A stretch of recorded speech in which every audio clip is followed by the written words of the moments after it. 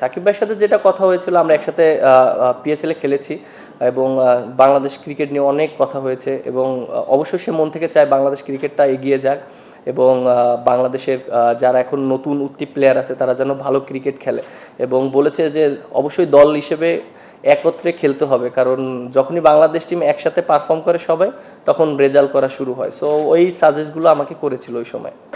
তাদের কাছ থেকে অনেক কিছু শিখেছি যেটা আমার ক্রিকেট ক্যারিয়ারে অনেক কাজে লাগবে এবং বিশেষ করে তারা কিভাবে ক্যাপ্টেন্সি করেছে, আমি তো নিজেই খেলেছি তাদের আন্ডারে। সো এই জিনিসগুলো আমার ভবিষ্যতে কাজে লাগবে এবং এইখানে আমি আশা করি ওডিআইতে যে ক্যাপ্টেন্সি করছে এখানে কাজে লাগবে এবং তারা যেভাবে ডিসিশন নিত, স্ট্রংলি ডিসিশন নিত, সেই জিনিসগুলো ফলো করেছি যে কিভাবে নিত। অনেক সময় টাফ সিচুয়েশনে স্ট্রংলি ডিসিশন নিতে হয় নিজের। সো এই ডিসিশনগুলো খুবই ইম্পর্টেন্ট। অনেক সময় পরে আসবে আপনার, অনেক সময় পরে আসবে না। সো আপনি ওই ডিসিশনটা কীভাবে নিচ্ছেন এইটা হচ্ছে ইম্পর্টেন্ট। দিন শেষে ক্যাপ্টেন একটা দায়িত্ব পালন করে, দিন শেষে তা পারফর্ম করাটা খুব ইম্পর্টেন্ট এবং টিম রেজাল্ট করানোটা। আমি যতই ভালো পারফর্ম করি, আমি যদি দিন শেষে বাংলাদেশ টিমটাকে রেজাল্ট না করাতে পারি, তাহলে কিন্তু দিন শেষে কোনো রেজাল্টই আসবে না। সো আমরা কিন্তু সবাই কিন্তু রেজাল্টটাকে প্রায়োরিটি দিই।